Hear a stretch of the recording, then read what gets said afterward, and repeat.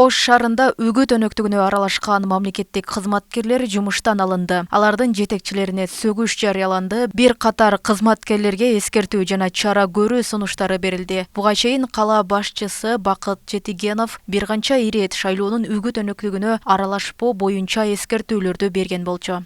Сулайман Тоо муниципалдык аймактык башкармалыгынын башчысынын орун басарын кызматтан четтетти. Ал эми Ош шаар суу канал ишканасынын орун басарын Ош шаардык муниципалдык менчик башкармалыгынын адисин кызматтан бошотуу боюнча жетекчилерине сунуш берди.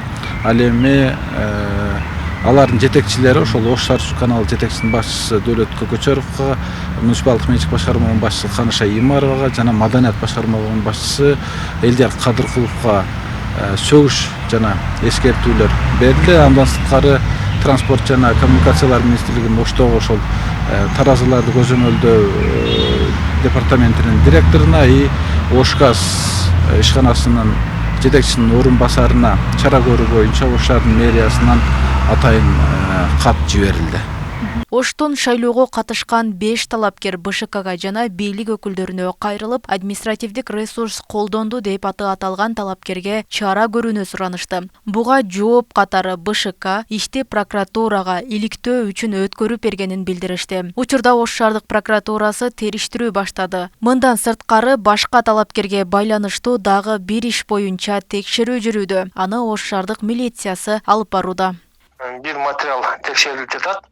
Ал талапкерлердин биринин жактоочулор тарабынан, үгүттөөчүлөр тарабынан шайлоо алдындагы үгүттөө иш чараларынын шарттарын бузуу боюнча текшерүү болуп жатат.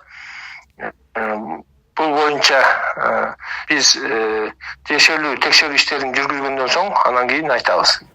Белгилей кетсек, жарыяланган видео тасмада жогорку кеңештин депутаты Шайырбек Ташеевдин аты аталган. Ага карата эл өкүлү дагы өз пикирин билдирип, эч кандай шайлоого тиешеси жок экенин айтты. Кыргызстан кичинекей өлкө, тааныш билиш, карым-катнаш баарыбызда бар. Аларды жалпылап эле саясий процесстердеги лобби катары кабыл алуу туура эмес деп ойлойм. Ыдырыс резонанс жаратуу максатында Ташиевдердин аты жөнүн өз блогунда пайдаланыптыр деп кабыл алдым. Эми айтылган жагдайлар мыйзам чегинде каралат деп ишенем. Мен дагы бир ирет жоопкерчиликтүү айтам. Жүрүп жаткан шайлоого эч тиешем жок.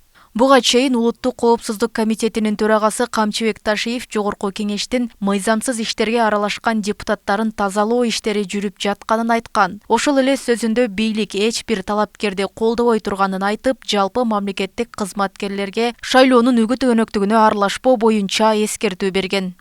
Эч кандай бир жанагы бирөө-бирөөгө жардам берип, же болбосо мамлекеттик кызматкерлер жардам берип шайлоого катышпаш керек.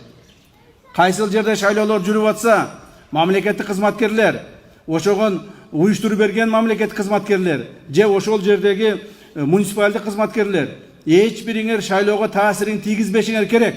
Эл өзү тандап алсын. Эл каалаганын, көңүлүнө жакканын таза деп элге кызмат кылат деген кандидат тандап алсын. Эгерде кайсыл бир мамлекеттик кызматкерлер шайлоолорго таасирин тийгизүүгө аракет кылса, биз аларды мыйзамдын чегинде жазалоого жана жоопко тартууга милдеттүү болобуз.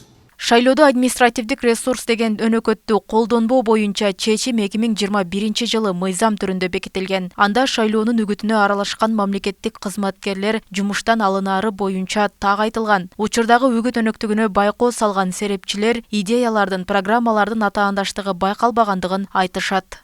Эми кайсы жол менен жеңиш мурдагыдай элдерге акча таратып атканы, же болбосо рекламалар жасап аткандары билинбей атат да мен үчүн.